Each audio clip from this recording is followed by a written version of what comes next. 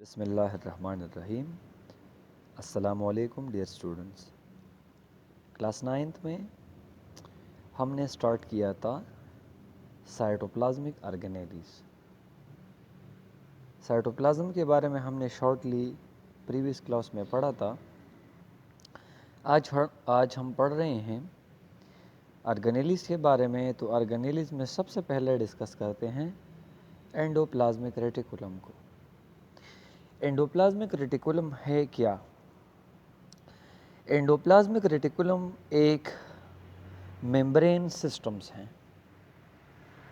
और ये throughout the cell पाया जाता है, तमाम साइटोप्लाज्म में पाया जाता है। एक membrane system which is found throughout the cell.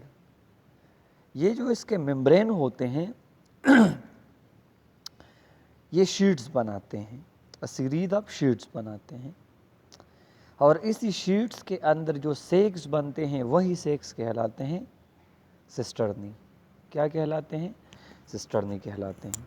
ठीक है, जिस तरह आप यहाँ पर इस इमेज में देख सकते हैं कि ये हमारे पास एक टोटल मेम्ब्रेन सिस्टम है। तो ये मेम्ब्रेन जो है वो ये क्या करते हैं, इनसाइड जो डार्क में हमें नज़र आते हैं, इस तरह जो मैंने इस पर लाइन ड्रा की इस तरह, तो ये उन्होंने क्या बनाया है, ये उन्होंने सिस्टर्नी बनाई है। ठीक है, और इस एंडोप्लाज्मिक रेटिकुलम का मेन फंक्शन ये है कि ये ट्रांसपोर्टेशन ऑफ मटेरियल करता है। क्या करता है?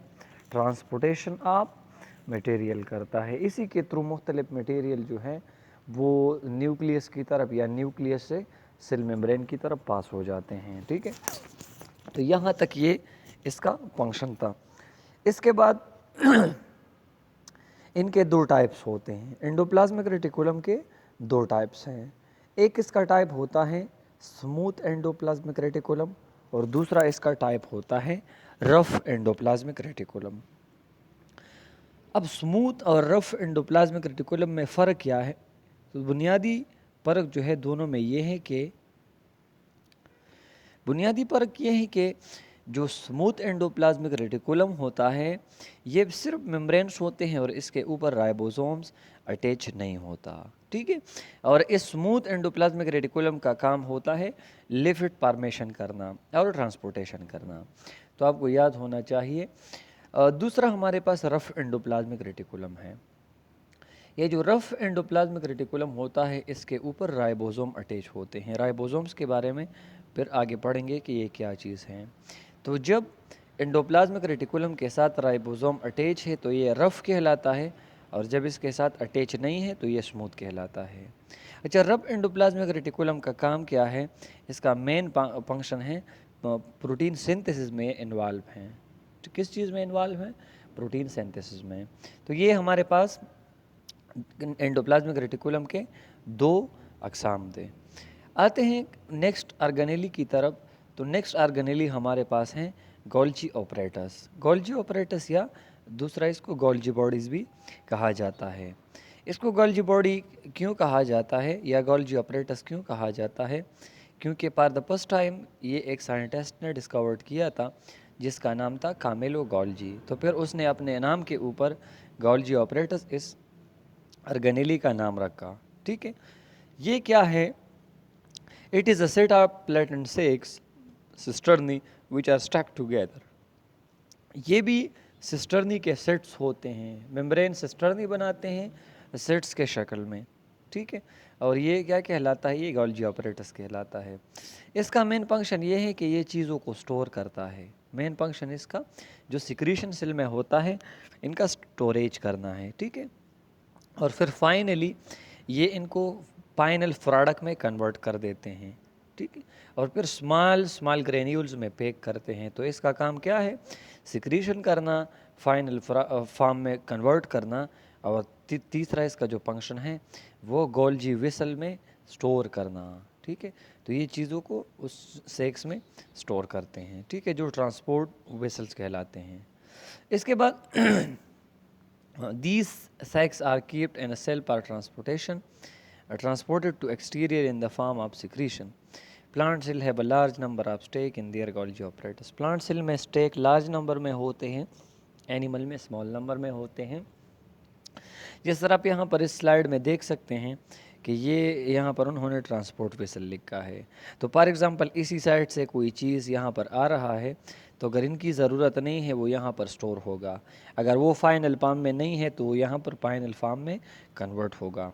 और फिर फाइनली ये गोल्जी बॉडी, ये जो कामेलो गोल्जी ने डिस्कवर्ड किया था, गोल्जी बॉडी, ये क्या करता है, ये उसी चीज़ को छोटे छोटे ग्रेन्यूल्स में या विसल में कवर करता है, जो बाद में ट्रांसपोर्ट किया जाता है। जिस तरह आप यहाँ पर देख सकते हैं, ये हमारे पास छोटे छोटे वेसल्स हैं जिनमें सब्सटेंसेस कवर्ड होते हैं। ठीक है, ये छोटे तेलानुमा स्ट्रक्चर है। तो बेसिकली ट्रांसपोर्टेशन इस पैक तेलानुमा स्ट्रक्चर में होता है, जो ट्रांसपोर्ट वेसल कहलाता है। ठीक है, तो ये हमारे पास हैं गोल्जी ऑपरेटर्स।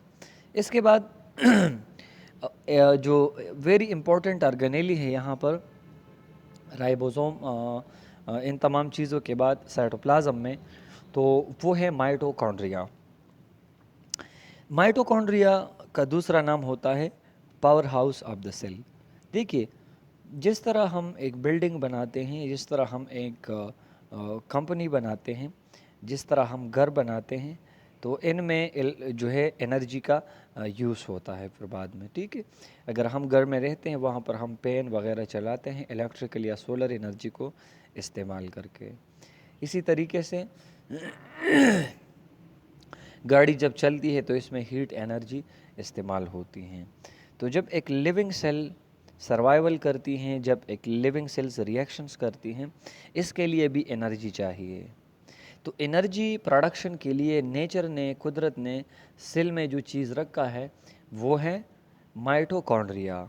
तो माइटोकॉन्ड्रिया साइटोप्लाज्म में वो ऑर्गेनेली हैं जो एनर्जी प्रोडक्शन में इन्वॉल्व हैं।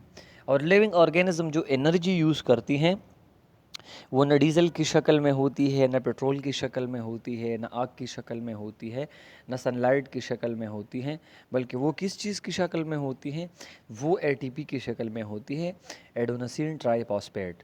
ये एनर्जी करेंसी कहलाता है। और लिविंग ऑर्गेनिज्म जो हैं वो एटीपी के एनर्जी को इस्तेमाल करते हैं। तो वो इंशाल्लाह 9th के बायो एनर्जेटिक्स वाले चैप्टर में फिर डिटेल के साथ एक्सप्लेन करेंगे।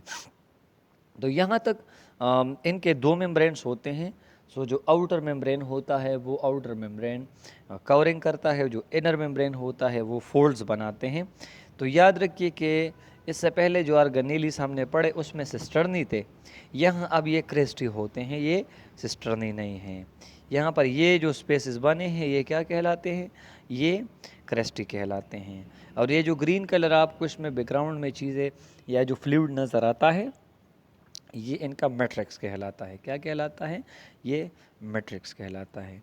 तो बुनियादी तौर पर ये क्रेस्टी जो होते हैं ये सरफेस एरिया को इंक्रीज़ करते हैं जिसमें रिस्पिरेशन होता है, और उसी रिस्पिरेशन के दौरान एटीपी मॉलिक्यूल बनता है जो एनर्जी करेंसी कहलाता है लिविंग ऑर्गेनिज्म के लिए। तो ये हमारे पास था माइटोकॉन्ड्रिया। अच्छा, इसके बाद राइबोसोम्स हैं। तो पहले हमने बात की कि एंडोप्लाज्मिक रेटिकुलम में जिनके साथ राइबोसोम अटैच हो वो रफ़ है, जिनके साथ अटैच ना हो तो वो स्मूथ है। बुनियादी तौर पर राइबोसोम है क्या, ये क्या चीज़ है?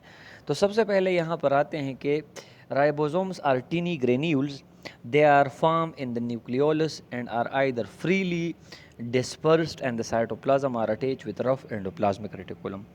ये जो राइबोसोम होते हैं ना, ये छोटे ग्रेन्यूल्स हैं। क्या चीज़ हैं? छोटे ग्रेन्यूल्स हैं। ये कहाँ पर बनते हैं? न्यूक्लियोलस में बनते हैं। कहाँ पर बनते हैं? न्यूक्लियोलस में बनते हैं। सेल में वहाँ बनते हैं जहाँ पर डीएनए या आरएनए मौजूद होती हैं। इसके बाद जब ये इनसाइड न्यूक्लियोलस में बनते हैं तो ये न्यूक्लियोलस से रिलीज होते हैं, या तो ये साइटोप्लाज्म में फ्रीली डिस्पर्ड होते हैं, वहाँ पर मौजूद होते हैं, या एंडोप्लाज्मिक रेटिकुलम के साथ अटैच होकर रफ एंडोप्लाज्मिक रेटिकुलम बनाते हैं। ठीक है, जो ribosome made up of almost equal amount of protein and ribosomal RNA. दो चीज़ें इसमें होती हैं, एक इसमें प्रोटीन होता है, दूसरा इसमें राइबोसोमल आरएनए होता है। देखिए, एक आम कॉमन आरएनए जो कहलाती हैं, एक टी आरएनए होती है ट्रांसफर आरएनए, एक आर आरएनए होती है। तो आर आरएनए हमेशा यूज़ होती हैं राइबोसोमल आरएनए के लिए। ठीक है, ribosomal RNA are not bounded ribosomes are not bounded by membrane, इसके इर्द गिर्द कोई मेम्ब्रेन नहीं होता, ठीक है। So they are also found in prokaryotic, तो ये बैक्टीरिया या प्रोकैरियोटिक सेल में भी पाया जाता है, ठीक है। यूकैरियोटिक राइबोसोम जो होते हैं, जो यूकैरियोटिक सेल का होता है वो साइज़ में बड़ा होता है, और जो प्रोकैरियोटिक सेल का राइबोसोम्स होता है वो साइज़ में छोटा होता है। स्ट्रक्चर को अगर हम यहाँ पर देखें तो राइबोसोम के स्ट्रक्चर में दो यूनिट्स हैं। जो सबसे ऊपर वाला बड़ा नज़र आता है this is called large unit, ये हिस्सा, और जो इसके बाद छोटा नज़र आता है, हम इसको इस तरह उल्टा करके, तो ये जो छोटा हिस्सा नज़र आता है this is called small unit, ठीक है। तो ये लार्ज सब यूनिट हैं और ये स्मॉल सब यूनिट हैं। तो यहाँ तक हमारे पास बात थी राइबोसोम की। अच्छा, ये जो राइबोसोम्स होता है जो प्रोकैरियोटिक सेल में होता है वो मोस्टली 70s होता है, और जो यूकैरियोटिक में होता है वो 80s होता है। स्वेडबर्ग एक यूनिट होता है, इसके मुताबिक से हम बात करते हैं तो वो साइज़ में बड़ा होता है, ठीक है। अच्छा, आते हैं होम असाइनमेंट बिट आपके लिए इस क्लास में क्या होगा। तो आप लोगों के लिए होम असाइनमेंट ये है कि write and memorise structure of endoplasmic reticulum, ठीक है। जो एंडोप्लाज्मिक रेटिकुलम के बारे में हमने बात की कि हमारे पास दो टाइप्स हैं। तो अगर आप प्रीवियस क्लास को देखें या अपने बुक में जहाँ पर दो बड़े बड़े सेल्स का स्ट्रक्चर बना है वहाँ से आप राइबोसोम्स को उठा लें, तो इनका स्ट्रक्चर भी ड्रा करें, जो लेबल स्ट्रक्चर होता है, और इनका फंक्शन की भी यहाँ पर वजाहत करें, मेमोराइज भी करें और राइट भी करें। इंशाल्लाह आज के क्लास में ये काफ़ी था। कमिंग क्लास में फिर ऑर्गेनेली को कंटिन्यू रखेंगे।